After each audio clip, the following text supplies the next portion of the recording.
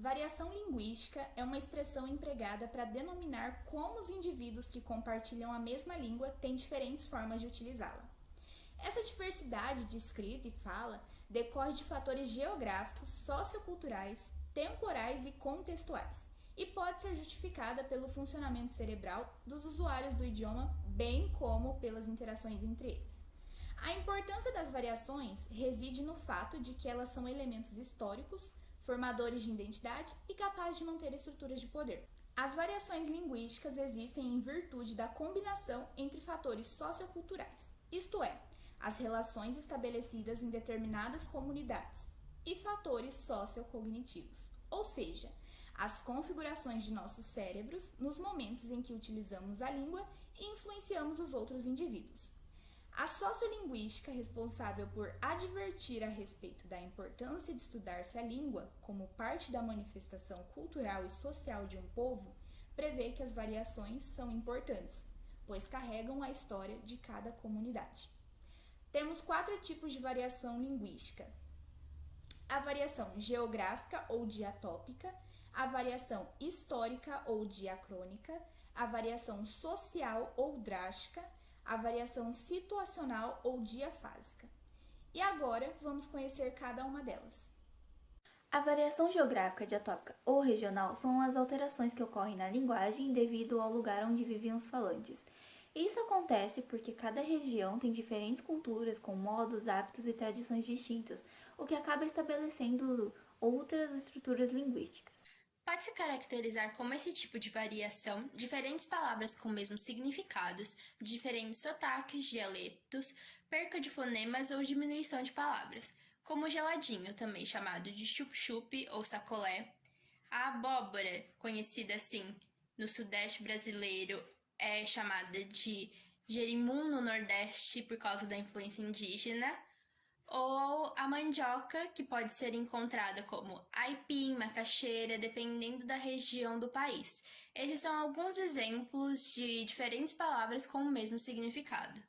Já nos exemplos de sotaques, temos o mineiro e o carioca, onde o mineiro costuma cortar as palavras e deixar como mineirinho ou quietinho. E o carioca ele costuma marcar mais o chiado e fica como esquerda ou escola. E entre os dialetos brasileiros, nós podemos citar o dialeto baiano, sulista, nortista e nordestino. E também há situações onde há perda de fonema, onde podemos ver 2 palavras, que é o velho e a mulher. Variações históricas ou diacrônicas. O que são? Bom, essas variações tratam das mudanças ocorridas na língua com o decorrer do tempo. Existem palavras e expressões que deixaram de existir, que surgiram ou que mudaram por conta do seu uso no cotidiano, tanto na fala, na escrita ou no próprio significado. Como exemplo das palavras que mudaram na fala, temos uma palavra que a gente usa muito, que é o você. No português arcaico, a forma usual desse pronome de tratamento era vossa mercê. Depois, com as variações inicialmente históricas, passou a vós mercê, e com o passar dos séculos, levou ao que temos hoje, você. Existem ainda abreviações como C ou VC, mas usadas apenas na linguagem informal. Como exemplo das palavras que mudaram no significado, temos a palavra armário, que era apenas usada para um lugar onde guardavam armas. Depois teve seu sentido ampliado para guarda-louça, cofre, biblioteca ou caixão. E hoje a gente usa para se referir a um móvel onde guardamos objetos variados. Tem também a palavra autópsia, que era exame de si mesmo, e depois ganhou popularmente o significado de exame médico de um cadáver, que o certo é necrópsia. E por último, temos as variações que ocorreram na escrita. Antigamente, existiam palavras escritas com PH, mas o som dessas letras juntos era F, então passou a ser escritas com F. Como exemplo, a palavra fase, que mudou lá em 1911, ou a palavra farmácia. Tem também as palavras que eram escritas com trema, que são os 2 pontinhos no U, e agora não usa mais. Como exemplo, a palavra consequência, que mudou recentemente, em 2016, entre outros exemplos. A língua é dinâmica, então é muito comum que aconteça a variação linguística. A gente pode dividir a língua em 2, a atual e a antiga. A antiga, a gente percebe que fique com as pessoas mais antigas, com as falas mais diferentes. E atual é o que a gente usa e o do que vai surgir ainda para frente.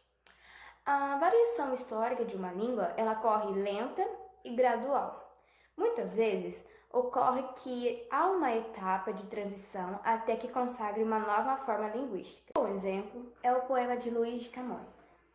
Antigamente, as moças se chamavam mademoiselles e eram todas mimosas e muito prendadas. Não fazia anos, completavam primaveras. No total, 18. Os janotas, mesmo não sendo rapagões, faziam de pé de alferes, arrastando as asas, mas ficaram longos meses debaixo do balaio. E se levavam à tábua, e o remédio era tirar o cavalo da chuva e pregar em outra freguesia. Por que nos custa tanto ler um poema do Luís de Camões?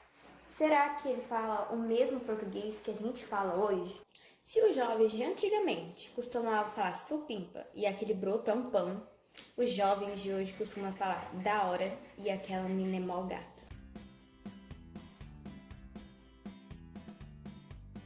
Eita, moça, tu é boa pinta, hein? Você é um broto.